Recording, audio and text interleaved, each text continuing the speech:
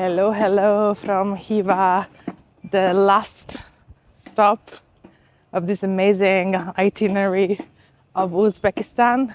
And this is the last of the three main cities of the Silk Road. Khiva is a little bit different from Samarkand and also Bukhara in terms of it feels like they call it a museum, open air museum, and it does feel like being in a museum, being in a kind of a set, a movie set. It still has this, preserved old style.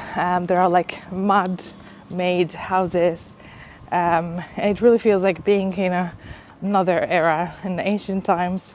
I think among the three of them, it also looks a little bit less authentic in the sense that, well, there are two parts of the city. One part is the inner city within the citadel, which is the old part, and this is pretty much touristy, so you will not see a lot of locals living inside the walls. So it's more like, guest houses, hotels, restaurants, as you can see maybe behind me. And then outside the city there is the part where I think most of the people and locals live, and I believe that actually majority of people in Khiva are living out of tourism, because obviously it's one of the most touristy places here in Uzbekistan.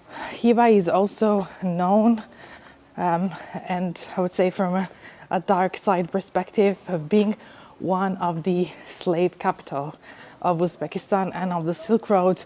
So here actually there were slave trading, and unfortunately some of the most beautiful minarets and buildings here that you'll see were actually mainly built by slaves. So it has also this kind of a dark side. Interesting fact is actually about the language. Here we are more, I would say, on the border with Turkmenistan, and so the dialect and the local language, it does sound a little bit more Turkish compared to Bukhara or Samarkand, where there are a lot of Tajiks that they speak actually a similar language to Persian and Farsi. Khiva was also important because it was the last city before in the Silk Road before Turkmenistan. So basically people were going to Khiva, were arriving to Khiva, crossing the desert of Turkmenistan, and then entering officially to Persia. Wow. So here's what it looks like from the outside. We just came out from the inner city, and this is the outside of the city. So you can access inside with a ticket, as I mentioned, or if you live inside, like you have a guest house or a hotel is inside, you can access obviously without paying the ticket. But if not, if you decide to stay outside, then you'll have to pay the ticket, which, like I mentioned, is 250,000 Uzbek sam, approximately 15 euros. It's definitely one of the most unique mosques in, I would say, all Central Asia. It's all flat, and there are 218 columns. Obviously, most of them are renovated, but some of them, more precisely 6, they're still the original one from the 10th, 11th centuries. Most of the columns are actually renovated, but there are still part of 6 of them, part of the original of the 19th century. And you can see it here. It's amazing to see something that is done still here from the 19th century. Look at here, this is the original one. Amazing. And obviously this mosque, since it's, I would say, very special, it's one of the UNESCO World Heritage Site. I think it was one of the first to be listed here in Uzbekistan. So definitely, like I said, a unique place to visit. This place is actually Very interesting because Mahmoud Palevon was a wrestler, and he turns into a saint. So he became a saint. He became a saint of Khiva, protecting Khiva, and so he became a pilgrimage site.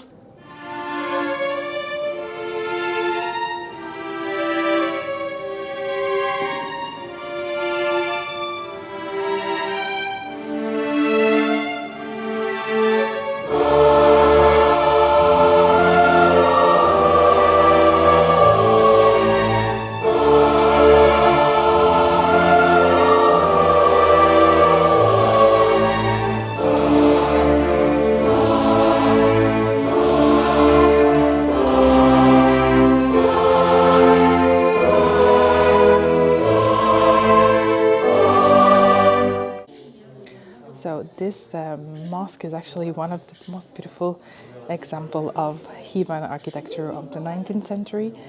You'll find inside this beautiful artwork of blue and green tiles. And obviously, like I said before, it's the place where Palevon Mahmud, the strongman Mahmud, is buried. So this complex actually beside the mosque, it also includes the beautiful yard that it's really peaceful, and a bathhouse, a hammam, which is very interesting because I never saw all the same place.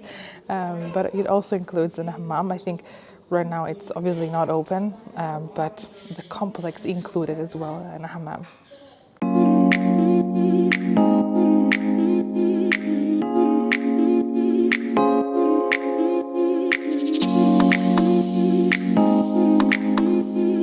So now we're going to go to eat something. We're going to go to a local restaurant to try some local delicacies that are typical from Khiva. We know that, the national dish is plov. Every city does a different kind of plov, but in Khiva they have special noodles.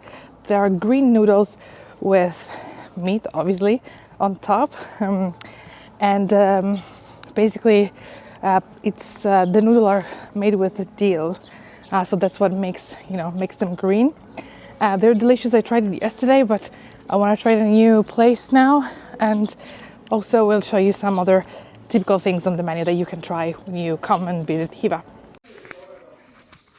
So guys, we're here in this restaurant called the Leila restaurant, and these are the typical dishes from Khiva. Actually, the shuvit oshi. As you can see, these are the noodles with, I think it's sour cream, and then meat on top, and they're green because of the dill. Then also this is the lagmon, which is basically, it reminds me a bit of like biang biang noodles, the Chinese biang biang noodles. I know it's not the same, but that's kind of to give you an idea of what it looks like. And then let's see the other food. Also the guma, which is basically a fried empanadas, I would say, with meat inside. This is also typical from Khiva. Obviously the samsa, typical generally from Uzbekistan. Manti, very good, very good. I love it. Manti, again plov. And then they have different type of food. Like this is, for example, like grilled fish, cutlet, and these are another type of samsa. So as you can see, the bread varies in each city, and in Khiva, it's way flatter. It looks like a focaccia, I would say, and has a lot of this round shape here on top of it.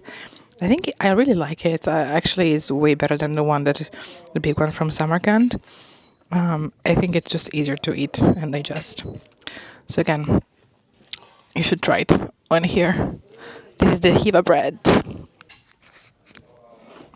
So guys, this is a famous plate from Khiva. So it's very typical from here, and I think you can only find it here. Is ash shavit, which actually means dill. Ash, it's the name of the plate, and shavit, it's dill. As you can see, there's noodles that are basically green because of the shavit. I think this is sour cream, and here it's a sort of like mix of veggies with some, I think, stew meat or something. And yeah, so that's something typical from here. It's very delicious. You have to try absolutely.